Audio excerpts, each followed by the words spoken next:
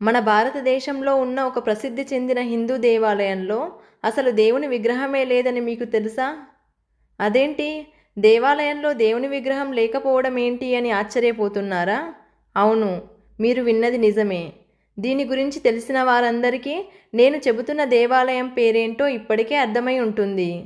ఆ దేవాలయం మరేదో కాదు, ఒరిస్సా రాష్ట్రంలోని కోనార్క్ పట్టణంలో ఉన్న సూర్య దేవాలయం. ఈ కోనార్క్ సూర్య దేవాలయంలో చాలా రహస్యాలు దాగి ఉన్నాయి. ఈ గుడి ఆర్కిటెక్చర్ గురించి, గతంలో ఈ దేవాలయం ఎంత గొప్పగా ఉండేదో, ప్రస్తుతం ఇలా ఎందుకు అయిందో, దానికి గల కారణాలు ఏమిటి అనే విషయాలను ఇప్పుడు తెలుసుకుందాం. చాలా ఇంట్రెస్టింగ్గా ఉంటుంది. కాబట్టి వీడియోని ఎక్కడా స్కిప్ చేయకుండా చివరి వరకు చూడండి. ఇలాంటి మరిన్ని ఇన్ఫర్మేటివ్ వీడియోస్ని మీ కొరకు తెచ్చేందుకు మీ సపోర్టుగా జస్ట్ లైక్ చేయండి చాలు. ఇక ఏమాత్రం ఆలస్యం చేయకుండా టాపిక్లోకి వెళ్ళిపోదాం. కోనార్క్ సూర్య దేవాలయం చూడటానికి 24 చక్రాలతో 100 అడుగులు గల రథాన్ని 7 గుర్రాలు కలిసి లాగుతున్నట్టుగా ఈ ఆలయ ఆకృతి ఉంటుంది. అద్భుతమైన ఆర్కిటెక్చర్తో చూపు తిప్పుకోలేనంతగా ఆకట్టుకుంటున్న ఈ దేవాలయంలో కామశాస్త్రానికి సంబంధించిన కొన్ని శిల్పాలు చూడటానికి కొంచెం ఇబ్బందికరంగా ఉన్నప్పటికీ కొన్ని అద్భుతమైన దేవతా శిల్పాలు ఈ గుడిపై చెక్కబడి ఉంటాయి. ఈ దేవాలయం మొత్తం రాతితో నిర్మించబడి ఉంటుంది. దీనిపై ఉన్న అపురూపమైన శిల్పాలు ఆనాటి మన భారతదేశ శిల్పుల నైపుణ్యానికి అద్దం పడుతుంది. సుమారుగా 16 సంవత్సరాల పాటు 1200 మంది కళింగ దేశ శిల్పుల చేత నిర్మించబడిన ఈ ఆలయ ఆర్కిటెక్చర్ని చూడడానికే కోనార్క్ వెళ్ళే వాళ్ళు ఎక్కువ మంది ఉంటారు. అంతేకాకుండా ఈ గుడిలో చెప్పుకోదగ్గ మరో విషయం ఏమిటంటే సన్ డయల్. ఇది సూర్యుని గమనాన్ని అనుసరించి సరైన సమయాన్ని తెలియజేసే ఒక పరికరం. కోనార్క్ ఆలయంలో ఉండే 24 చక్రాల్లో ఒక చక్రం మనకు అందుబాటులో ఉంటుంది. ఆ చక్రంలో ఉండే 8 చువ్వలు 24 గంటల్ని సూచిస్తుంది.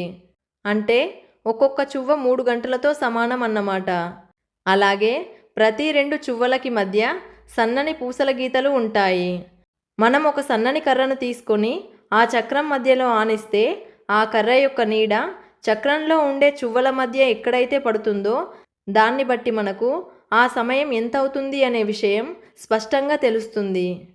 ఈ ఆలయంలోని శిల్పుల నైపుణ్యాన్ని మళ్ళీ మళ్ళీ మనకు గుర్తు చేసే మరో విషయం ఏమిటంటే ఈ ఆలయ గోపుర పైభాగంలో చుట్టూ ఉండే 3 సూర్యదేవుని విగ్రహాలు.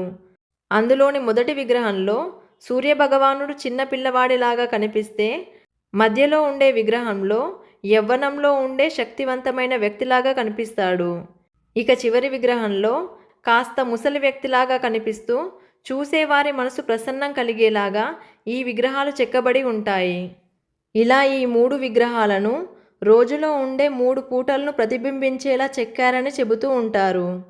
ఇక్కడి ప్రధాన ఆలయంలో సూర్యభగవానుడి విగ్రహం లేనప్పటికీ దైవచింతనా పరులకు ఊరట కలిగించే విధంగా గోపుర శిథిలాలలో మిగిలిన నవగ్రహ విగ్రహాలను ఆర్కియాజికల్ విభాగానికి చెందిన వారు వీటిని ఒక పక్కగా ప్రతిష్ఠించి పూజలను నిర్వహిస్తున్నారు. అద్భుతంగా చెక్కిన ఆ నవగ్రహ విగ్రహాలను చూడడానికి మన 2 కళ్ళు సరిపోవు అంటే నమ్ముతారా?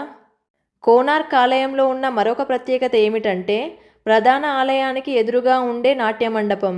ఈ మండపం మెట్టుకు ఇరువైపులా ఏనుగులు తొక్కే సింహాలను మనం చూడవచ్చు.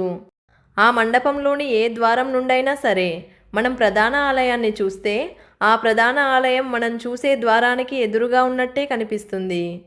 ఇక చరిత్రలోకి వెళితే ప్రపంచం మొత్తంలో సుప్రసిద్ధమైన కోనార్క్ సూర్య దేవాలయం గురించి చరిత్ర అనే పుస్తకంలో చాలా పేజీలే ఉన్నాయి.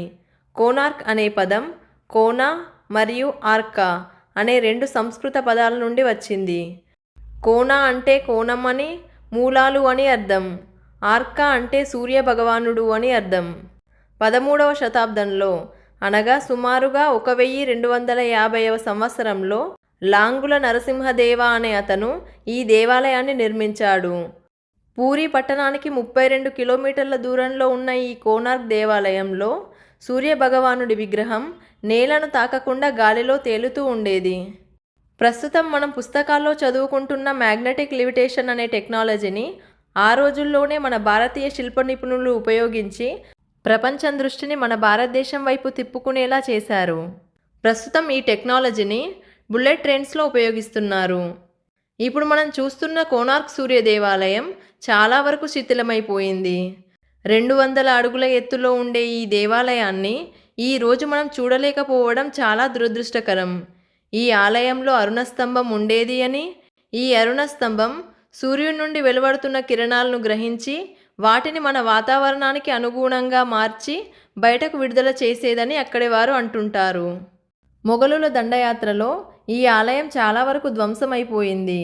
ఆ దుష్టుల నుండి ఈ దేవాలయాన్ని కాపాడడం కోసం ఆ కాలంలో కొంతమంది భక్తులు ఎంతో శక్తివంతమైన సూర్యదేవుని విగ్రహాన్ని మరియు ఈ అరుణ స్తంభాన్ని పూరి పట్టణానికి తరలించారని చెబుతూ ఉంటారు. ఇప్పుడు మనం చూస్తున్న పూరి జగన్నాథుడి ఆలయంలో ఉండే స్తంభం అరుణ స్తంభం అని, మరియు పూరి జగన్నాథుడి ఆలయంలో ఉండే సూర్యదేవుని ఆలయం అంతకుముందు ఇంద్రుడి ఆలయం అని, ఆ ఆలయంలో కోనార్క్ సూర్యభగవానుడి విగ్రహాన్ని ప్రతిష్ఠించారని చరిత్రకారులు చెబుతూ ఉంటారు. కోనార్క్ పట్టణానికి కొంత దూరంలోనే ఉండే పూరి క్షేత్రంలో ఉండే ఎండతో పోలిస్తే కోనార్క్ సూర్య దేవాలయంలో ఉండే ఎండ చాలా తీవ్రంగా ఉంటుంది. సాక్షాత్ ఆ సూర్యభగవానుడి క్షేత్రం గనక కోనార్క్లో ఎండ అంత తీవ్రంగా ఉంటుందా, లేదా ఆ ప్రదేశానికి ఏదైనా ప్రత్యేకత ఉందా? అలాగే సూర్యుడి తీక్షణమైన కిరణాలకి అరుణ స్తంభానికి ఏదైనా సంబంధం ఉందా అనేది ఇప్పటికీ మిస్టరీగానే ఉండిపోయింది. సూర్యుడి నుండి వచ్చే కిరణాలను గ్రహించి వాటిని యాంప్లిఫై చేసే శక్తి అరుణ స్తంభానికి ఉందా అంటే ఏమో అనే చెప్పాలి. అప్పటి కాలంలోనే అధునాతనమైన టెక్నాలజీని ఉపయోగించి విగ్రహాన్ని గాలిలో తేలేలాగా చేశారు. కాబట్టి మన దేశ శిల్పులనే తక్కువ అంచనా వేయడానికి కూడా లేదు. ఇదే కాదండి, కోనార్క్ ఆలయంలో దాగి ఉన్న మరొక రహస్యం గురించి మనలో చాలామందికి తెలియదు. ద్వాపర యుగంలో సాక్షాత్ శ్రీకృష్ణ భగవానుడి కొడుకైన సాంబుడికి శ్రీకృష్ణుడే శాపం ఇచ్చి ఉంటాడు. ఆ శాపం ప్రకారం సాంబుడు కుష్ఠువ్యాధిగ్రస్తుడిగా మారగా దానికి పరిహారాన్ని సూచించమని సాంబుడు శ్రీకృష్ణుణ్ణి వేడుకోగా శ్రీకృష్ణుడు ఈ కోనార్క్ సూర్యభగవానుడి ఆలయానికి వెళ్ళి 12 సంవత్సరాలు తపస్సు చేస్తే అతను ఆరోగ్యాన్ని తిరిగి పొందుతాడని చెబుతాడు. అసలు శ్రీకృష్ణుడు తన సొంత కొడుకైన సాంబుడిని ఎందుకు శపించాడో తెలుసుకోవాలంటే దానికి సంబంధించిన వీడియో లింక్ని కింద డిస్క్రిప్షన్లో మరియు కమెంట్ సెక్షన్లో ఇస్తాను. ఇంట్రెస్ట్ ఉన్న వాళ్ళు ఒకసారి చెక్ చేయండి. ఇక సాంబుడు తన వ్యాధి పరిహారార్థం ఈ పుణ్య ప్రదేశాన్ని సందర్శించి అక్కడే ఉన్న ఒక మర్రి చెట్టు కింద కూర్చొని సూర్యభగవానుడి కోసం తపస్సు చేశాడు. సాంబుడి తపస్సుకు మెచ్చిన సూర్యభగవానుడు ఒకరోజు సాంబుడు చంద్రభాగ నది ఒడ్డుకి వెళ్ళినప్పుడు ద్వాదశ ఆదిత్య స్తుతిని సాంబుడికి ఇచ్చాడని, ఆ స్తుతి వల్ల తిరిగి ఆరోగ్యవంతుడైన సాంబుడు దానిని కోనార్క్ ఆలయంలోనే ప్రతిష్ఠించాడని కొంతమంది చెబుతూ ఉంటారు. కానీ ఆ స్తుతి నిజంగానే అక్కడ ప్రతిష్ఠించబడింది అని చెప్పడానికి ఎలాంటి ఆధారాలు లేవు. ద్వాదశ ఆదిత్య స్తుతి చదివితే ఎలాంటి రోగమైనా పటాపంచలవుతుందని చెబుతుంటారు. సాంబుడు తపస్సు చేసుకున్నటువంటి ఆ మర్రి చెట్టు కింద ఇంకా ఆ తపశ్శక్తి ఉందని అక్కడి ప్రజలు నమ్ముతుంటారు. ఆ చెట్టునే ఇప్పుడు సాంబుడి తపోవనమని కూడా అంటుంటారు. ఒకప్పుడు సూర్య దేవాలయం సముద్రపు ఒడ్డునే ఉండేది. కాలక్రమేణా సముద్రపు నీటి మట్టం తగ్గడంతో ప్రస్తుతం కోనార్క్ దేవాలయం నుండి సముద్రం కాస్త దూరంలో కనిపిస్తుంది. బంగాళాఖాతంలో సముద్ర మార్గం ద్వారా వ్యాపారం చేసే విదేశీయులు కోనార్క్ ఆలయాన్ని బ్లాక్ పగోడా అని, పూరి జగన్నాథుడి ఆలయాన్ని వైట్ పగోడా అని పిలిచేవారు. ముస్లింల దాడి తర్వాత ఈ ఆలయ శిథిలాన్ని కాపాడడానికి భారతదేశానికి వచ్చిన బ్రిటిష్ వారు తమ వంతు సహాయాన్ని చేశారని కొంతమంది చెబితే, ఆలయ గోపురాన్ని బ్రిటిష్ వారే దొంగిలించారని మరికొంతమంది చెబుతుంటారు. ప్రస్తుతం మనం కోనార్క్ దేవాలయానికి వెళితే ఆలయం చుట్టూ తిరగడానికి వీలున్నప్పటికీ ప్రధాన ఆలయం లోపలికి వెళ్ళడాన్ని నిషేధించి గర్భాలయాన్ని ఎందుకనో మూసివేశారు. ప్రధాన ఆలయం ద్వారానికి ఒక పెద్ద గోడ కట్టి ఉండడాన్ని మనం అక్కడ గమనించవచ్చు. మూల విరాట్టే లేని గర్భాలయాన్ని ఇప్పటివరకు ఎందుకని మూసి ఉంచారు అన్న విషయం ఈ రోజుకి ఒక మిస్టరీగానే మిగిలిపోయింది. కోనార్క్ దేవాలయం యొక్క గర్భాలయాన్ని తెరవకూడదని ఏ శాసనాల్లోనూ పురాణాల్లోనూ లిఖించబడలేదు. అయినా ప్రభుత్వం గర్భాలయాన్ని ఎందుకని తెరవడం లేదు? అరుణ స్తంభానికి యాంప్లిఫికేషన్ చేసే శక్తి ఉన్నట్టుగానే కోనార్క్ ఆలయ శిఖరానికి కూడా ఏదైనా శక్తి ఉందా? కోనార్క్ ఆలయంలో మరో ఆశ్చర్యాన్ని కలిగించే విషయం ఏమిటంటే అక్కడి ఆలయ శిల్ప సంపదలో కొన్ని శిల్పాలు స్త్రీలు హ్యాండ్ బ్యాగ్ ధరించినట్టుగాను, మరియు హై హీల్స్ వేసుకున్నట్టుగాను మనకు కనిపిస్తాయి. ఏది ఎలా ఉన్నప్పటికీ, ఎన్ని అనుమానాలు ఉన్నప్పటికీ కోనార్క్ దేవాలయ ఆర్కిటెక్చర్ ఒక అద్భుతం. ఏ మతానికి చెందిన వారైనా సరే ఆర్కిటెక్చర్ అంటే ఆసక్తి ఉన్నవారు ఖచ్చితంగా చూడవలసిన ప్రదేశం ఇది.